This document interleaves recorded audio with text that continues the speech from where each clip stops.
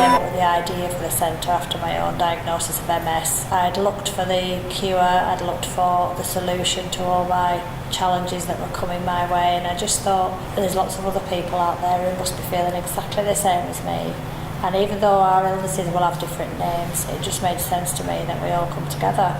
I wanted to get involved with the Neuro Dropin after I lost my dad to motor neuron disease.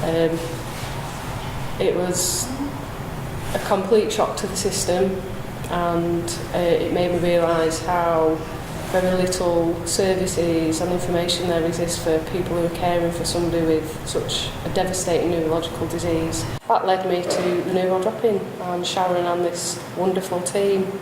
When I first came here, I was in a bad place mentally because I used to try and beat myself up because I couldn't do things that I had been able to do. I come to do physio classes to try and keep fit, because the fitter I can be, the longer I can keep going. I've made friends here and talked to friends. It gives me something to do. When people come to the centre for the first time, it's usually been a massive challenge for them to come and step through the door, because nobody wants to join that club. When we're at home on our own, we can be who we are and we're inside our own heads, and we don't have to think about what might be coming at us and how it may look and how it may feel. I say to them that this centre is here for you. You've got to make of it whatever you want it to be. And I love the fact that people who come here have made friends that they'll have for a lifetime, however long that life is. When the MS started to really kick in and I had to give up my job and my licence, I had to hand my licence back. I didn't know who I was anymore because I'd lost my identity with not going to work. And it took me a while to feel I was actually disabled. And it wasn't until I really came here and I was talking to other people and listening and seeing what they were doing, and you know, life doesn't stop just because you're disabled, really. Don't be afraid, nobody's going to judge you for your illness because you just come as a person.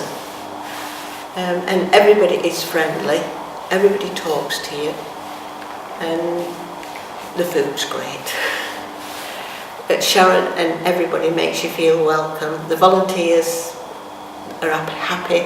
It's a happy atmosphere, and if you're young and you want to come, please come, because you can bring your children. Well, it's a build up like me morale and things, because with my brain injury, you get really severe depression, like Les said.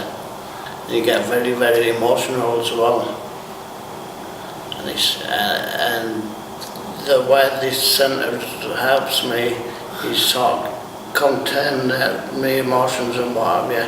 I know that my own job, everyone is happy and relaxed.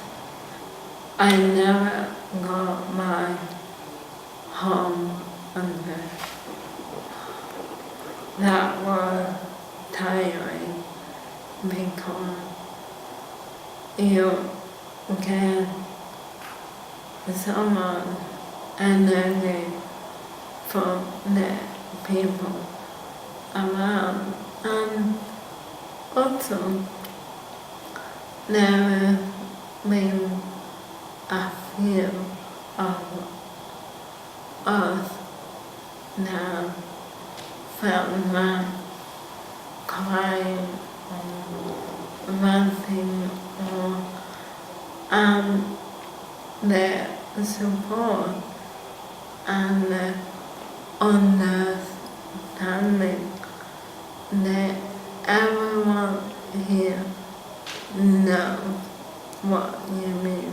I think people welcome the opportunity to make friends and share a real community. Community can be perceived as being a bit, you know, what's it all about, and imagine a community centre and people just not really connecting, but that's not what happens here. People really care about each other, and they don't sit talking about illness, they sit talking about real life. I think if we help one person, we're a massive success, and we're helping a lot of people, including ourselves.